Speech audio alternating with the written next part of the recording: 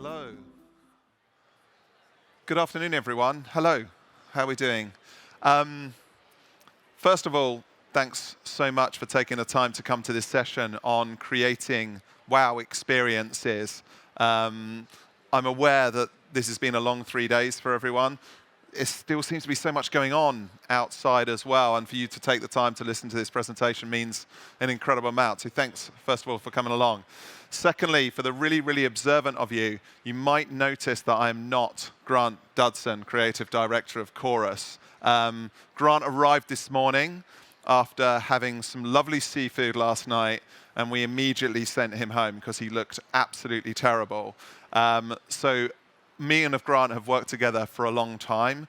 My name's Al Turner. I'm a PR consultant. I work with Chorus, but also I present and write the IBTM Global Trends Report. And we've talked a lot about the common themes, and Grant asked me if I'd give this presentation on his behalf. Grant he has more hair than me. He would have another tie on. He would shed about 2 stone. But you know what? He's got food poisoning. So for the first time, I'm actually looking better than Grant does at the moment. Look, bear with me. I didn't write this presentation. It's Grant's presentation as well. But I'm very fortunate. I'm surrounded by really good people around me. And every now and again, I might well pick on some of those people to help me through this presentation because I think it's really, really important. One of the things that I've been particularly passionate about in my world is where the value of experiences are. So what is the value of experience? We are at an experience at the moment. We are at a major event. We have this huge international events industry around us. But where's the value? And one of the things that me and Grant started talking about was this idea of why when someone says, do you want to go to a corporate event, you don't. But when someone says to you, do you want to go to a brand experience, you do. And why are those two things so very, very different? Why has corporate got this horrible reputation? And what do we as an events industry need to do to make that reputation better? Now, Grant, he works with lots and lots of major brands. Chorus work with brands such as Bulgari. They do all the big fashion shows around there. They work with Montblanc on their activation program. They work with Johnny Walker on these fantastic experiences around the world. They flying out. Actually, I'm not sure Grant will be. They'll be flying out on Friday for the first of a major activation for Johnny Walker Blue, which is the gold standard of whiskey from Johnny Walker that opens in Singapore next week, and then will travel around the world, reaching the very, very finest, richest consumers who will pay to go to a corporate event. Those will be corporate events. So what do they look like? Now, one of the things I think that Grant has an amazing talent for is going out and gaining inspiration to create amazing corporate events. And what he's done is he's put together this deck that shows what great inspiration looks like. So what I'm going to do is I'm going to talk a little bit about events and experiences from my own personal point of view. And I'm just going to light the stage up with some amazing visuals, because I guess what I want us to do as a collective is to try as an industry to move forward between what we see as a boring conference or a strange association meeting to an amazing experience that I want to go home and tell my friends about. And a lot of that is about inspiration through design. Grant is an amazing creative director who sources his ideas from all sorts of different places. If anyone follows Grant on, I think lots of people follow Grant on LinkedIn. I think he's up to about 40,000 and he's growing every week. I would highly advise anyone that's not to look at him if you want to be inspired on a pretty much daily basis. But he's a magpie of ideas. And some of these ideas he's been very, very kind to put it on. Because I guess Grant's big statement is we have to be remarkable. Because I think if we're going to try and attract an audience and engage an audience, which is that big word that we all talk about, engagement, there's a difference between attendance and engagement. We have to be remarkable. We have to be memorable. One of the trends I talked about this morning was this idea that if we're going to add value, it's the idea that we have to move out of just bringing people into a room, but letting them resonate. We have to go big or go home. It's no point just doing mediocre events. They have to have resonance.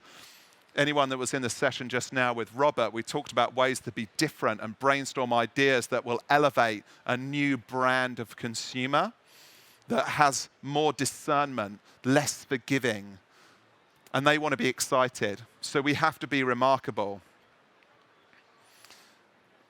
Grant puts together these ideas around visual stimuli, artistic involvement. He constantly goes out and looks at art galleries and sees what's going on as well. The idea that we don't want to just inspire, we want people to pay attention. We don't want just people to go out there and be inspired, we want them to pay attention as well. So how do we wow? This is where we have some fun. This presentation is massive, as Roger on the technical department will tell you. It's massive, but we will make it available afterwards because just for mining gorgeous visuals, it's very, very good. These are all available on Grant's LinkedIn channel. This is an entrance. This is the first thing your delegates see as they walk in. So how do we get them excited? Again, I talk in the Trench Report this idea of we have to understand the world out there is a negative place, high inflation, recession, war. And we bring them in, we give them a crappy cup of coffee and say, listen to my conference. Why don't we inspire them as they come in? Why don't we create an entrance that lets them begin to shed some of that negativity, that elevates them, gets them ready to be talked to in a more articulate way? This is an artist called Emmanuel Moreau, who again, Grant is a big fan of, and has created these amazing entrance ways and things like that that we can all be inspired on. I might, at this point, I said I'd pick on Robert every now and again. Sorry, Robert Dunsmore, my good friend who helps me whenever I'm in need, is also involved in production of events. Robert, I don't know how difficult or easy that is to do. Sorry, have we got a roving mic? Sorry, I'm slightly on the hoof, forgive me. Have we got a roving mic perhaps for Robert? And I asked him 10 minutes ago if he would answer the odd question for me. Robert, thank you. What do you think of that? Sorry, let's go back to where we were. Sorry, did I move too quickly? I get it. I get it. Those entrance scenes, those gorgeous visuals. Go on. Everyone's thinking that looks bloody expensive. Right. The thing about an entrance, the entrance is really good because what you're telling your audience is as soon as they arrive, you're telling them they're worth it. And you're also telling them that you really appreciate their time and that you're exchanging an experience for your time. So in terms of the ability to do those, top left-hand corner is actually pretty good because if you've got CNC and you can route everything out, you can make the walls. Most of that can be done before. You could pre-build it all, insert all the little components into them, number them, take them back out, and so you could do that on site really, really quickly. And you're doing the same thing again, young man. We're going to get that back up in just a second. So that makes it.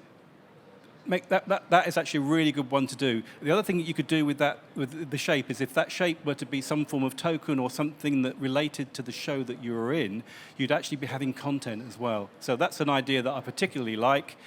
Whereas this one, they still haven't finished it. It's a really big job. And don't give a job to the architect who's going to try and build everything himself. Employ really good stonemasons and tell them what to do and collaborate with them, because when you collaborate with more people, crowds have more talents, crowds have more abilities, you can do things much, much quicker. Fantastic. We're going to talk. I'm feeling really sorry for the guys at ACS who are very, very brilliant, and actually we've dropped this poor bomb on them as myself. But me and Robert, we've been talking a lot about experience and purpose, and I want to segue onto that because it's part of the presentations going forward. But while you're here and while we're having the odd technical difficulty, we talked about things like the virtual experience economy not so long ago and purpose. And I was just wondering what your view is in terms of putting purpose into experiences and for that to be aesthetic value, not just sustainable material. Well, you've got your images back, so you can actually go back on with the thing. There we go, Purpose is the reason people use you. That is your purpose. If your professional purpose, if you're an event planner or you're a creative or you're an excellent technician, your purpose is the reason that people use you and you exchange your skills in return for money. But then it's how you feel about it. And in the world that we live in now, feelings are facts. So it's not just a straightforward exchange. It really is people, planet, profit. And that's what we should be doing more of it. And added a fourth one to it, purpose. That's fantastic, Robert. Thank you. And I want us to think about this idea that when a brand, again, it's a concept that we talked about this morning, brands are becoming the super citizens of the world. What they want to do is they want to add value to people's lives, not take it away. They are more trusted than politicians and media. So when they create events, they want that laid out visually. They want it marketably touched. And it's not just about contributing from a sustainability point of view. They want to contribute from an aesthetic point of view. I'm going to show some examples in a minute. Here's some more ways that art can create excitement and design, but not just fantastic art that looks beautiful. How about that? Place to chill out. So think about those areas that we have where we all have those centralized. Look, I'm aware not everyone's going to be able to do this in every event that they go to. But if you have those areas, where you just sit down and you log in and all that sort of stuff, how about that? How about that as a nice way of inspiring people as well? How about that? It's just a place to hang around in. It's a place to be remarkable. I mean, us marketeers, we're always talking about Instagrammable moments and being photographed in front of things. And the guys do a fantastic job out there to give us areas where we can be photographed in front of. But what about that? Is that easy to do, Robert? These are all really difficult apart from the top right-hand corner. All of the other ones are absolutely almost impossible to do because they're all suspended from a ceiling, and ceilings aren't normally designed with a load in mind. Most ceilings are designed, or most roofs and ceilings are designed to resist the wind and the world outside, and then to support their own world on the inside, which means that you're going to have to put in another ceiling underneath there that is load-bearing to do that. So it's going to cost 2 or 3 times as much as it would do, whereas the one in the top right-hand corner, those are foam and they are air-filled. That can be done because the load is so light. That can be done with great beauty, and Virgin have done that very well in the past. It's fantastic. So here we go. So it can be done. It might be expensive, but it can be done as well. How about things like projection mapping and visual displays and being able to create extraordinary visuals here as well? A great example of that, a great proponent of that as an inspirational setting as one walks through. High production indeed. LG, OLED, standard quality visuals as well, and a few examples of that, creating worlds around people as they walk through. Again, a lot of these consumer, these are consumer or brand related. These are corporate events as well, but we can learn so much from this. Maybe if we just take 1 or 2 ideas out of here and insert them into our events just to add that little tiny bit of creativity and inspiration as we leave them. We can't do them all. Robert will tell us how expensive this next one is, isn't it? What do you reckon those screens? Well, the screens don't actually cost that much. That you've probably got somewhere in the region of 500, 600,000 euros worth of screens. It's the content that costs more. The content and the programming for that will cost 5 times as much. Well, it'll cost far more than the actual hardware costs because the value of it is greater. And then not only that, you need to have this massive server that's running that because you've got to basically pixel map the whole thing. And then you've got this movie. And so every time you change it, you've got to reboot absolutely everything. So the content, really complicated, really expensive. The hardware getting cheaper every day. Thanks, Robert. This is an amazing experience that I had a great pleasure of going to. And again, this underlines this point about brands trying to lay their values in front of the consumer through their events. Talisker is a high premium whiskey that's made in Scotland. But what they wanted to do was to seek inspiration for their own sustainability goals. There's a forest of kelp on the south coast of South Africa, a huge forest on its own is responsible for taking so much carbon out of the atmosphere. And what the guys from Talisker wanted to do was create a whiskey that took inspiration from those kelp forests. They actually cut some of those kelp forests, put them in the barrel so that they would soak into the barrel, and then made the Talisker whiskey out of those same barrels. So you're tasting and smelling the deep. They joined up with a ocean charity called Parlay. So every single bottle that was sold, which was at 3,800 pounds, which is probably about 40 euros at the moment in the exchange rate, but that was sold, and some of that proceed was given to Parlay. So what did they want to do? Is to create an experience that was a paid-for experience for Talisker fans to go in there, and they wanted to create these oceans of the deep. They did it through this beautiful mesh curtains that were dropped down from the ceiling. They projected motion capture projection onto those curtains, so you were almost walking through the ocean as you arrived for your tasting ceremony as well. They put smoke into the bottom of the room, and they played ocean sounds as you go in there. Even when the tasters got to the end of the experience, they actually found little pieces of the barrel that the Talisker was made into. They set it on fire, and the smoke filled the room as people drank the Talisker. It was a beautiful, beautiful experience that brought you into this intimacy around it as well. Such an inspirational corporate event. Grant talks a lot about brands and art. And again, what I was excited by with working with people like Grant is this idea that everything can be turned into an artistic installation. This is Ford. Let's be honest, Ford make family cars. It's not Ferrari, it's not Aston Martin or anything like that. It's a family car. But Grant and his team were asked to elevate that pitch into something more exciting. And this is what the guys came up with. It's an artistic installation looking at the design of it. It's excitable. The lighting's fantastic. Robert, you maybe have some opinions on how they've done this around this, this sort of neon look around the mirrored view. What did you think? Did you go to this one? I can't remember whether you went to this one. No, I didn't go to this. Well, they've increased the value of something. Design answers a question, art tells a story, and they've told a story here, and that story has given you more visual value to a family car. Fantastic. Grant used the phrase, build worlds, not rooms. I think that's a lovely takeaway from what we do. And again, more examples, themery.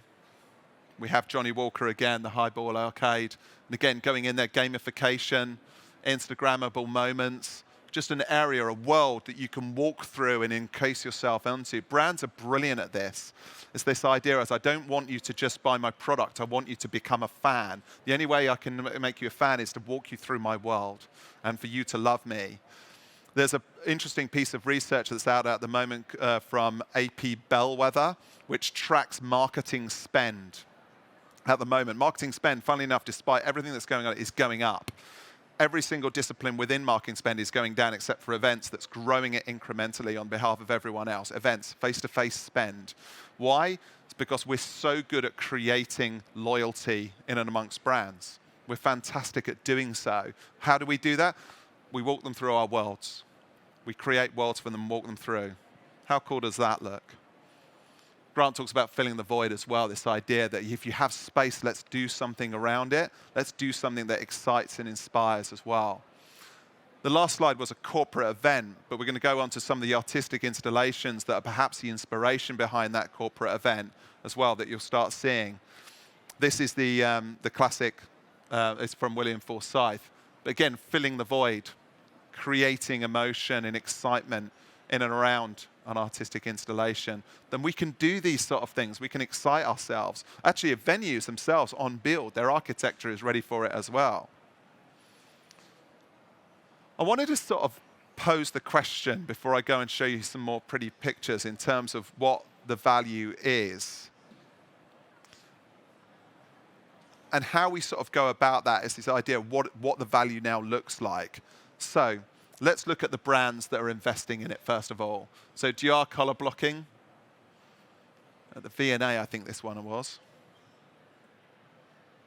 Louis Vuitton. Greenery. Bringing things to life. I mean, it's an artistic installation. It's a brand, but it's an artistic installation. How cool is that? Just looks fantastic. What do you reckon, Robert?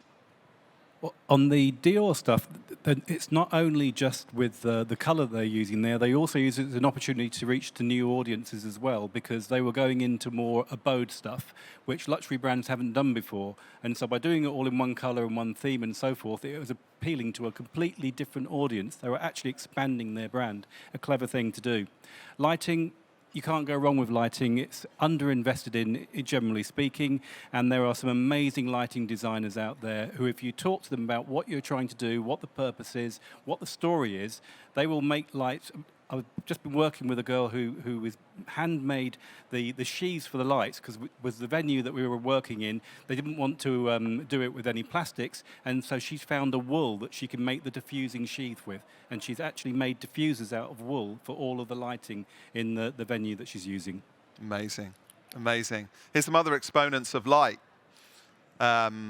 Carlos Cruz Diaz is an artist that, again, we see lots of inspiration from in terms of those moving lights, constantly moving imagery as well, that, again, we can incorporate into a set like this. And Veronica Janssen is this idea of imagery, the unseen, lit and through smoke as well. And I love this one here in terms of triangle as well, those structural shapes that we can use. We can take it from our brands, those iconography of the shapes, and recreate them as well. I just think they look beautiful. How about this? Bit of color thrown in there as well. An artist by Craig Black doing in there how they've been incorporated to change the product through the artistic installation as well. So this is art influencing product instead of product influencing art now. So we're looking at some fantastic things as well. Space and areas as well. How is that then communicated in through the event, through lighting, all those sort of things as well? And some more pretty pictures as well, which I think give us an idea of the inspiration that we can get, again, through artistic installations. Illusion by Peter Kogler. Grant talks a lot about this idea as kids. I don't know whether you ever went to a museum and the first thing you'd be told is don't touch. Do not touch. Everyone had to stay away from the artifact. Isn't it funny how more recently that's completely flipped? Come and touch, engage, put your fingers and hands on there. We all know the value in that because we're in events. We understand. This is art you can walk into and walk through dynamic projection mapping or fantastic artistic installations. And again, we know the value of that because we see that every single day. Morphic art, it looks fantastic as well. So what I've tried to do is limp through Grant's presentation with my own thoughts and with Robert's fantastic help around this sort of stuff. Robert, we know Grant. I think you're a bit of a fan. You're a follower? A follower. Of course, of course. I wouldn't mind, if you wouldn't mind, just to, as we close this session, would you give me a few sort of thoughts in terms of what you've seen, what you think about what you've seen, perhaps where the value is? What the stuff that Grant does, and if you go onto his LinkedIn, as Alistair says, it's actually very, very good. And it first and foremost, the output is absolutely amazing. It's really, there's so much of it, and it's there so regularly that your eyes are feasted every single time. He's searing the back of your retina with all of these images that appear all the time. But there's always a story behind it, and the story behind it will either be like the Dior color, or it will be around the elusive nature of the art, which is inviting people to touch. Because if you have a haptic experience at your event, you actually own that experience. You've touched it with your hands, you've done something, you actually own it, so therefore you're more connected to it. And then the other thing that he does a lot is he adds value to, he picks examples that add value to the story that they're putting across. So if he's talking about a product, it could be a luxury product, they can be everyday products, but every example that he will share with you will add value to that product. Fantastic. And I think one of the things that I'll leave in terms of what the value is as well, we're in a marketplace now, whether we feel it or not, and as an industry commentator, I see the empirical data around it, where the events industry has never had so much perceived value in front of the brands and businesses that invest in it and the organizations that fuel it. At the moment, our value is incredibly high. Now is the chance for us to actually demand bigger budgets for better returns out of our customers. I know it always sounds difficult, but it's actually easier today than it will be in a year's time to go and get those budgets. And if we're bold enough and creative enough with our strategies and our ideas, and we can get those budgets, then the increase in value is extraordinary. Just in terms of just seeing those examples of brands like that and what they do, they invest millions in this stuff because they understand the value of it, and we need to be proponents of it, and we need to use these guys as case studies. It is no accident that the majority of those brands you saw are not only recognizable, but high premium as well. So they understand the value of value, basically. I'm very fortunate I get to work with Grant. I'm very fortunate to have a friend like Robert, who I can say 10 minutes before the presentation, can you help me out here, buddy? But I thank you for your time in coming to this session. This is available afterwards. I hope it's been worthy, despite the fact that I am no Grant Dudson. But in the meantime, thank you very much for your time. Cheers.